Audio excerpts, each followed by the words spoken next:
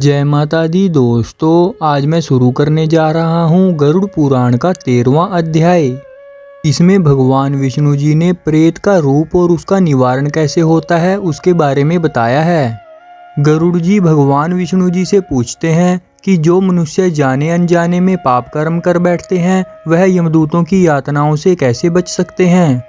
प्रेतों के रूप किन कर्मों द्वारा बनते हैं और किस शुभ दान से प्रेत योनि छूट जाती है। श्री हरि कहते हैं पाप कर्मियों को और जिनके पुत्र नहीं होता दोनों अवस्था में बचना बहुत कठिन है। मनुष्य को पुत्र प्राप्ति के लिए हरिवंश का पाठ, साता चांदी या रुद्र भगवान की पूजा करनी चाहिए। फिर वे दिवंगत आत्माएं स्वर्गलोक तक जाती हैं यदि उनका संस्कार पुत्र न होने की अवस्था में किसी दूसरे मनुष्य द्वारा विधि पूर्वक किया जाए। हे गरुड़, जो पूर्व जन्म संचित कर्म के अधीन रहकर पाप कर्म में अनुरुक्त रहते हैं, अपने धर्म को त्याग कर दूसरे धर्म को स्वीकार करते हैं, विद्या और सदाचार से वंचित हैं, वह प्रेत योनि में जन्म लेते हैं। जीव अपने कर्मानुसार दूसरे शरीर को प्राप्त करके यमलोक में नाना प्रकार के कष्ट भोगता है। यमलोक के मार्ग में 16 पुर पड़ते हैं। संसार में धर्म, अर्थ, काम और मोक्ष यह 4 मार्ग हैं।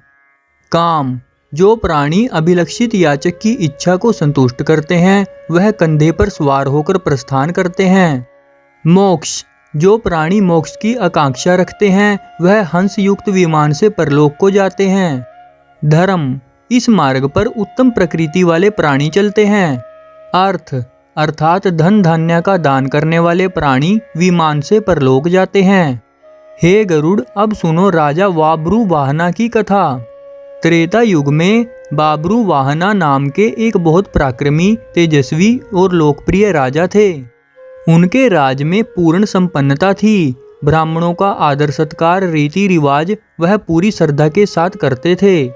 एक दिन वह अपने मंत्रियों के साथ जंगल में शिकार खेलने गए। वहां उन्होंने एक हिरण पर वार किया। घायल मृग तीर के साथ जंगल के भीतर भागा। राजा भी उसके खून के निशान के पीछे पीछे सुनसान जंगल में जाकर खो गया। भूख और प्यास से परेशान राजा एक झील के पास पहुंचा। झील में स्नान कर ठंडा पानी पीकर जब वह बाहर आया तो उसने एक खूबसूरत अंजीर का पेड़ देखा। अंजीर के पेड़ की छाया में वह बैठ गया। कुछ ही क्षणों में उसने एक भयानक प्रेत आत्मा को देखा जो भूख और प्यास से व्याकुल थी। वह प्रेत आत्मा राजा के सामने आकर बोली, हे राजन, आपकी कृपा से आज मुझे इस दुर्गति से छुटकारा मिला है। मैं आपका आभारी हूँ। राजा के उसके दुर्गति का कारण पूछने पर प्रेत ने कहा कि वह भी एक देश का राजा था। ब्राह्मणों की सेवा, दान पुण्य नियमित रूप से करता था। पूर्वजों के श्राद्ध भी समय पर निपुण होते थे। परंतु यह सब व्यर्थ हो गया क्योंकि उसके कोई संतान नहीं थी। कोई मित्र, कोई संबंधी भी नहीं था जो मेरे मरण उपरांत मेरी अंत्येष्टि विधि पूर्वक करता, जिसके कारण मेरी यह दुर्गति हुई है। हे राजन, यदि मासिक 16 श्राद्ध पूर्ण नहीं होते तो 100 वार्षिक श्राद्ध करने पर भी मेरी गति नहीं हो सकती। फिर राजा ने उसे आश्वासन दिया कि वह उसकी परम गति के लिए वह सब प्रयास करेगा जो वह करने को कहेगा। फिर प्रेत ने राजा को विधि बताई। सबसे पहले प्रेत ने विष्णु पूजा की विधि बताते हुए कहा, 2 शुद्ध सोने के टुकड़ों से जो धन छल कपट से न कमाया गया हो, श्री नारायण की मूर्ति बनवाकर पवित्र जल से धुलाकर पीले वस्त्र और गहनों से सजाकर पवित्र स्थान पर रखो। इनके पूर्व में श्रीधर, दक्षिण में मधुसूदन, पश्चिम में वामन देव, उत्तर में गदाधारी, इनके बीच में पितामह और महेश्वर, इन सब की रीति अनुसार पूजा करें। एक सांड को छोड़ना मतलब दान देने का भी प्रयोजन है। एक सैया, 13 ब्राह्मणों को पददान और एक सोने से बना मटका दूध और घी से भरा हुआ ब्रह्मा विष्णु महेश को पूजने के पश्चात अर्पित किया हुआ ब्राह्मण को दान में दिया जाता है।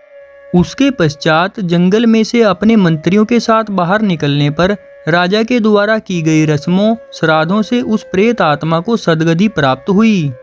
हे गरुड़, एक अनजान व्यक्ति द्वारा पूर्ण की गई श्राद्धों की रस्मों से यदि प्रेत आत्मा को गति मिल सकती है तो पुत्र द्वारा संपन्न किए जाने पर कितना लाभ हो सकता है। हे गरुड़, फिर सुन, जो भी इस पवित्र कथा को सुनता है या दूसरों को सुनाता है कभी भी प्रेत योनि में नहीं जाता। तो दोस्तों इसी के साथ 13वां अध्याय संपन्न हुआ। आपको यह कथा कैसी लगी प्लीज़ लाइक शेयर और कमेंट करके ज़रूर बताएं और संपूर्ण गरुड़ पुराण का स्मरण करने के लिए चैनल को सब्सक्राइब करना और बेल आइकन को प्रेस करना ना भूलें। जय माता दी, जय श्री हरि।